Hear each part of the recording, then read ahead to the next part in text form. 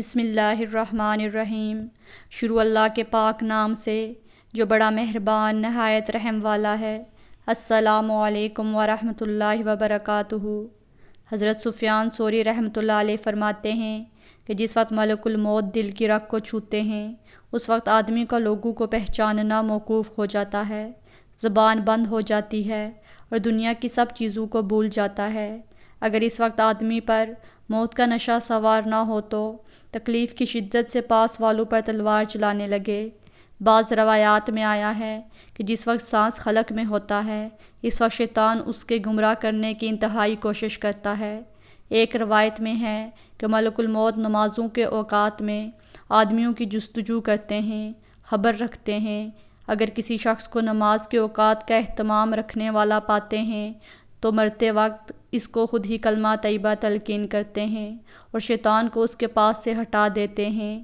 مجاہد رحمۃ اللہ علیہ کہتے ہیں کہ جب آدمی مرنے کے قریب ہوتا ہے اس وقت اس کے ہم مجلسوں کی صورتیں اس کے سامنے کی جاتی ہیں۔ اگر اس کا بیٹھنا اٹھنا نیک لوگوں کے پاس ہوتا ہے تو یہ مجمع سامنے لایا جاتا ہے، اور فاسق فاجر لوگوں کے پاس ہوتا ہے تو وہ لوگ سامنے لائے جاتے ہیں۔ حضرت یزید بن شجرہ صحابی رضی اللہ تعالیٰ عنہ سے بھی یہی بات نقل کی گئی ہے۔ ربیع بن مزاح رحمۃ اللہ علیہ ایک عبادت گزار آدمی بصرہ میں تھے۔ وہ کہتے ہیں کہ ایک شخص مرنے لگا، لوگ اس کو لا الہ الا اللہ کی تلقین کر رہے تھے اور اس کی زبان سے نکل رہا تھا کہ شراب کا گلاس تو بھی پی مجھے بھی پلا، تو بھی پی مجھے بھی پلا۔ اسی طرح اہواز میں ایک شخص کا انتقال ہو رہا تھا، لوگ اس کو لا الہ الا اللہ کہتے تھے اور وہ کہہ رہا تھا 10 روپے، 11 12۔ اس کے بالمقابل جن لوگوں نے مرنے کی تیاریاں کر رکھی تھی وہ دنیا میں موت کو یاد رکھتے تھے، اس کے لیے کچھ کارنامے کر رکھے تھے، ان کے لیے موت ایسی ہی تھی جس کو حضور اقدس صلی اللہ علیہ وآلہ وسلم نے مومن کا تحفہ بتایا ہے۔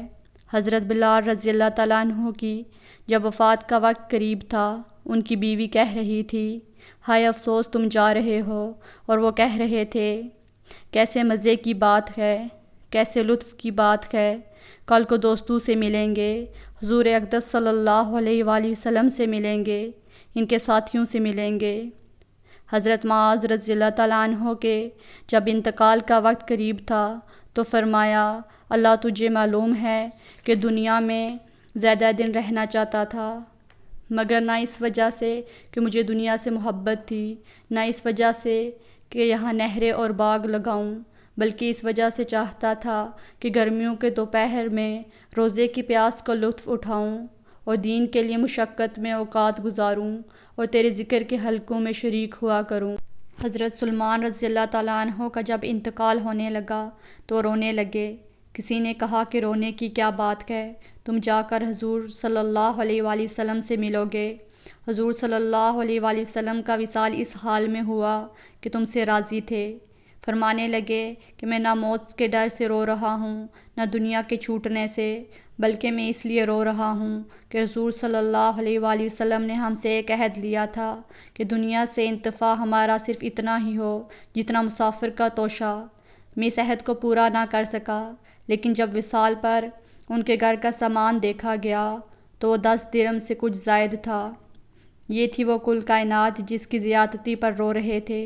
اس کے بعد انہوں نے تھوڑا سا مشک منگوایا اور بیوی سے فرمایا کہ اس کو بھگو کر میرے بستر پر چھڑک دو، میرے پاس ایسی جماعت آ رہی ہے جو نہ انسان ہیں نہ جن۔ حضرت عبداللہ بن مبارک رضی اللہ تعالیٰ عنہ کی جب وفات کا وقت ہوا تو ہنسے اور فرمایا لِمِثْلِ ذَلِكَ فَلْيَعْمَلِ الْعَامِلُونَ، اسی جیسی چیزوں کے واسطے لوگوں کو کام کرنا چاہیے، وہاں کی کچھ لذتیں فرحتیں سامنے آئی ہوں گی۔ نیز جب ان کی وفات کا وقت تھا تو انہوں نے اپنے غلام سے جن کا نام نصر تھا فرمایا کہ میرا سر زمین پر رکھ دو۔ وہ رونے لگے۔ انہوں نے پوچھا کہ رونے کی کیا بات ہے؟ نصر نے کہا آپ ایسی راحتوں میں زندگی گزارتے تھے، اب اس طرح فقیروں کی طرح زمین پر سر رکھ کر مر رہے ہیں۔ فرمانے لگے چپ رہ، میں نے حق تعالیٰ شانہ سے دعا کی تھی کہ میری زندگی مالداروں کی سی ہو اور میری موت فقیروں کی۔ اسی طرح عطا بن یسار رحمۃ اللہ علیہ کہتے ہیں، ایک شخص کے انتقال کا وقت قریب تھا، شیطان ان کے پاس آیا اور کہنے لگا تو مجھ سے چھوٹ ہی گیا، میرے بس میں نہ آیا۔ وہ فرمانے لگے مجھے تجھ سے اب تک بھی اطمینان نہیں ہے۔ جراری رحمۃ اللہ علیہ کہتے ہیں کہ میں حضرت جنید رحمۃ اللہ علیہ کے پاس ان کے انتقال کے وقت موجود تھا۔ وہ قرآن شریف پڑھ رہے تھے۔ کسی نے عرض کیا کہ یہ وقت ضعف کا ہے، یہ تلاوت کا کیا وقت ہے؟ فرمانے لگے کہ اس سے زیادہ اچھا وقت تلاوت کا کون سا ہو سکتا ہے؟ میرا اعمال نامہ اس وقت بند ہو رہا ہے۔ حضرت جنید رحمۃ اللہ علیہ سے کسی نے پوچھا کہ حضرت ابو سعید حزاز رحمۃ اللہ علیہ انتقال کے وقت بہت ہی مزے پر آ رہے تھے، کیا بات تھی؟ فرمانے لگے کہ اگر اس وقت ان کی روح اشتیاق میں اڑ جاتی تب بھی بعید نہ تھا۔ حضرت زنون مصری رحمۃ اللہ علیہ سے کسی نے انتقال کے قریب پوچھا کہ کچھ فرمانا ہے، کوئی خواہش ہو تو بتا دیں۔ فرمایا صرف یہ خواہش ہے کہ مرنے سے پہلے اس کی معرفت حاصل ہو جائے۔ اسی طرح ایک شخص کہتے ہیں کہ میں حضرت ممشاد دینواری رحمۃ اللہ علیہ کے پاس بیٹھا تھا، ایک فقیر آیا اور کہنے لگا یہاں کوئی پاک صاف جگہ ایسی ہے جہاں کوئی مر جائے؟ انہوں نے ایک جگہ اشارہ کیا جہاں پانی کا چشمہ بھی تھا۔ وہ اس کے قریب گیا، وضو کیا اور نماز پڑھی، اس کے بعد پاؤں پھیلا کر لیٹ گیا اور مر گیا۔ ابو علی رحمۃ اللہ علیہ کی ہمشیرہ فاطمہ رحمۃ اللہ کہتی ہیں کہ جب میرے بھائی کا انتقال ہونے لگا تو ان کا سر میری گود میں تھا۔ انہوں نے آنکھ کھولی اور فرمانے لگے کہ آسمان کے دروازے کھل گئے اور جنت مزین کر دی گئی، اور کوئی کہنے والا کہہ رہا تھا کہ ابو علی اگرچہ تم اتنے اونچے درجے کی خواہش نہیں کر رہے تھے مگر ہم نے تمہیں اونچے درجے پر پہنچا دیا۔ پھر انہوں نے 2 شعر پڑھے جن کا ترجمہ یہ ہے کہ تیرے حق کی قسم میں نے کبھی تیرے سوا کسی کی طرح محبت کی نگاہ سے آنکھ اٹھا کر بھی نہیں دیکھا۔